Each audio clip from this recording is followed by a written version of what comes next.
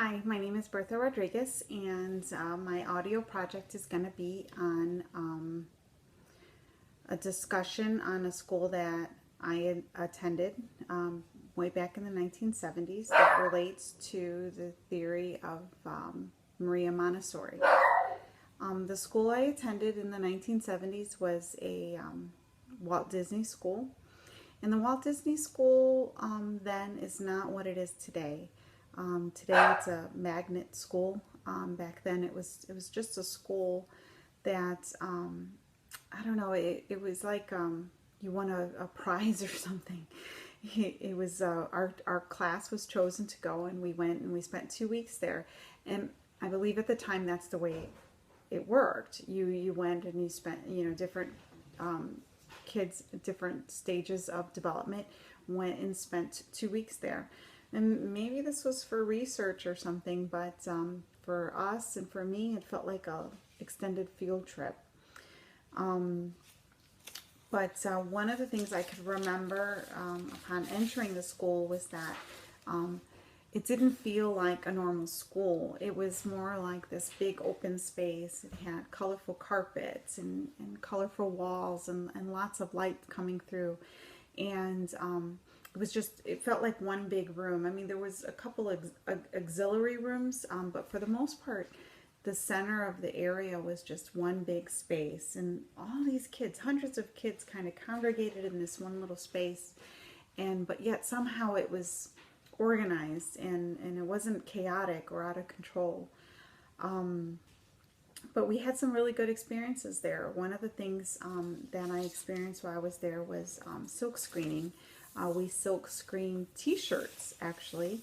And the classroom area was set up with these screens and these rubber squeegees that we got to use, and ink, of course, and t-shirts. So we were able to make the negative that we put inside the screen in order to press through the ink to create this silkscreen image. It was kind of neat. All the tools were designed around us, around our size and our little bodies. It wasn't a stretch to pull the squeegee across the screen. It was all at the right level. So I think that goes into play with Maria Montessori's theories of childhood development or childhood in the classroom, when she talked about or suggested that classrooms should have real tools and real furnishings, that these things would be accessible to children. And I think that really helped and that really worked in a great way. And actually now I am a project engineer. One of the things I do is I silk screen ink onto plastics, or I don't do it, but I design the artwork that goes on the screen. But beyond that, I do a lot. But that's one of the fun things that I do, and it's interesting that it goes back to my childhood. Another thing that we did there at Disney was we took pictures with real cameras. Now imagine you're 6 or 7-year-old with a real camera. And we were able to use these cameras, take some still pictures, and then we would go into a dark room and pull the film out of the casing, and we were taught how to develop film. And again, the tables and all the equipment was at our level. We got to use different chemicals, and we were in the red dark room, and it was pretty cool. It was pretty cool. So in that respect as well, it mimics somewhat like what Maria Montessori theory was about.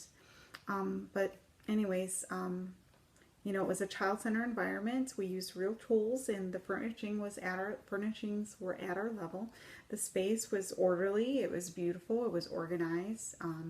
The teachers helped us to feel competent in completing the task, and we were given the responsibility of not only setting up our workspace, but cleaning it when we were done, storing away our equipment.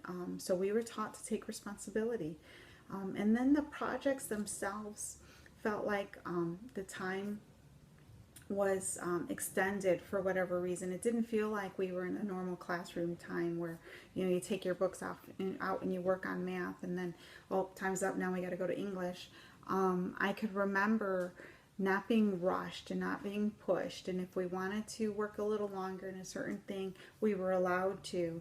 And it was fun. It was a great experience. I think it had a lot to do with who I am today and the woman that I've become. Because those are skills that cognitive skills, I guess you could say, that I learned very young. And I think that helped me and it sort of catapulted me into the role I play today. So again, I believe that the experience I had at Disney, Walt Disney Schools at the time, 1970s, was a lot like a Maria Montessori school. Thank you. Have a great day.